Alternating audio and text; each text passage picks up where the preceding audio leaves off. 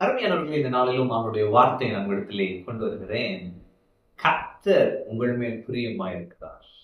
கர்த்தர் உங்களை வழி நடத்துகிறவராயிருக்கிறார். அவர் உங்கள் ஆண்டவரும் இரட்சகருமாயிருக்கிறார். பாருங்க, நீங்க நினைச்ச காரியங்கள் நிறைய நேரம் நடக்கிறது இல்லை. நம்மலாம் ஆசையே படக்கூடாதுன்னு சிலர் சொல்றாங்க பாருங்க. ஆனா விருப்பத்தையும் செய்தியும் உண்டாக்குகிற கர்த்தர் நம்முடைய தெய்வன். ஆமென். அப்ப ஒரு வசனம் இருக்கு பாருங்களேன், 107 சங்கீதம் 107 30 வசனம்.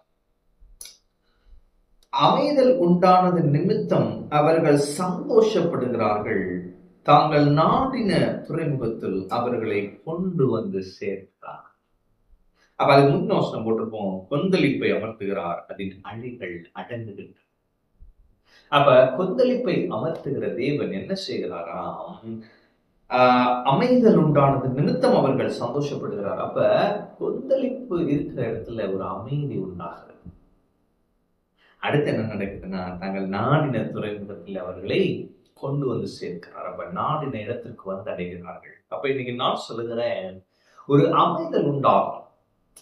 அமைதல் உண்டாகும். உங்க சூழ்நிலையில ஒரு ஒரு அமைதி உண்டாகும். பாருங்க, அப்படியே ஒரு மாதிரி பிரச்சனையாவே போயிட்டு இருக்கிறப்ப நமக்கு நிம்மதி தேவை. இன்னைக்கு நிறைய கோடிக்கணக்கில் காசு வச்சிருக்கிறாங்க. அந்த ஆசீர்வாதம் நம்ம நினைக்கிறோம் ஒன் ஆஃப் த ஆசீர்வாதம் தான். அதுதான் ஆசீர்வாதம் இல்லை. ஏன்னா கோடிக்கணக்கான காசு வச்சிருக்கிறான், ஆனா அவங்க கிட்ட அமைதி இல்லை, நிம்மதி இல்லை. நிம்மதியை தேடி ஜனங்கள் என்னென்னமோ செய்யறாங்க பாருங்க. நிம்மதியான வாழ்க்கை வாழ காசை கொட்டுறாங்க பாருங்க.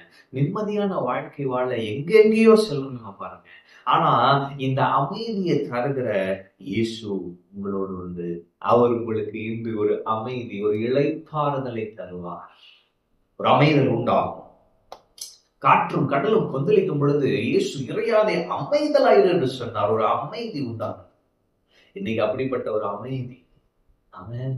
அப்ப உங்க உள்ளம் சமாதானத்தால் நிறையும். ஒரு தெய்வீக சமாதானம், புத்திக்கு எட்டாத தெய்வ சமாதானம். பிரச்சனை ரொம்ப பெருசா இருக்கு, கைமீறி போயிடுச்சு, ஆனா உள்ளுக்குள்ள ஒரு சமாதானம் இருக்கு. உள்ளுக்குள்ள அந்த அமைதி இருக்கும் என்று சொன்னால், உங்க இருதயத்துல அந்த சமாதானம் இருக்கும் என்று சொன்னால், உங்களை சுற்றிலும் அந்த சமாதானம் ஒரு பெரிய தாக்கத்தை ஏற்படுத்தி அங்க சீறி கொண்டு வருகிற பிரச்சனைகளுக்கு ஒரு முடிவை கொண்டு. அவன் இயேசுக்குள்ள அந்த அமைதி, அந்த சமாதானம் இருந்ததால் தான் கடல் கொந்தளிப்பின் மத்தியிலும் அவரால் நித்திரை செய்ய முடியுது. ஆமென். அப்ப இன்னைக்கு உங்க சூழ்நிலையில ஒரு அமைதியை இயேசு கொண்டு வருகிறார். உங்க உள்ளத்துல ஒரு அமைதியை கொண்டு வருகிறார். அந்த அமைதல் உண்டானது நிமித்தம் என்ன பண்ணாங்கன்னா சந்தோஷம். அப்ப இன்னைக்கு ஒரு அமைதி மட்டும் இல்ல, ஒரு சமாதானம் மட்டும் இல்ல, சந்தோஷமும் உங்களுக்கு உண்டு. ஆமென். அப்ப கர்த்தர் உங்களை சந்தோஷப்படுத்துவார். மத்தவங்க பாத்தீங்கன்னா, என்னம்மா இவ்வளவு பிரச்சனையை வச்சு இப்படி சந்தோஷமா இருக்க, எப்படி அமைதியா நிம்மதியா இருக்கு அப்படின்னு கேட்க போறாங்க. ஒரு டிஃபரன்ஸ் ஆண்டவர் கொண்டு வருகிறார். அவன் அடுத்து என்ன போட்டிருக்குன்னா, தாங்கள் நாடின துறைமுகத்தில் அவர்களை கொண்டு வந்து சேர்க்கிறார். அப்ப அமைதல் உண்டாகும். அடுத்து என்ன சொல்ல வரேன், ஆசைப்பட்ட காரியங்கள் நடந்தேறும்.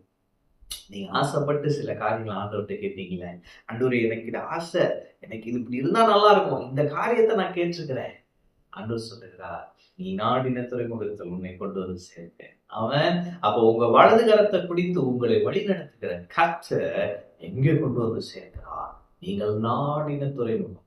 அப்ப நீங்கள் ஆசைப்பட்ட காரியங்கள், நீங்கள் அவரிடத்திலே கேட்ட நன்மைகள், நீங்கள் அவரிடத்திலே கேட்ட சில காரியங்கள் உங்களுக்கு இன்று நடந்தேறும். பல நாள் தடைகளா இருந்திருக்கலாம், ஆனா இன்றைக்கு தடை இல்லை. ஆமென். நாடின துறைமுகத்தில் வந்து சேர்க்கிற கர்த்தர் உங்களை வழி நடத்தி நீங்கள் கேட்ட காரியத்தை உங்களுக்கு கொடுப்பார். நீங்கள் சந்தோஷப்படுவீர்கள். ஆமென். ஆசைப்பட்ட காரியங்கள் என்று நடக்கும். உங்களுடைய உள்ளத்திலே சமாதானம், சந்தோஷம், அமைதல் உண்டாகும். நீங்கள் மகிழ்ச்சியா இருப்பீர்கள்.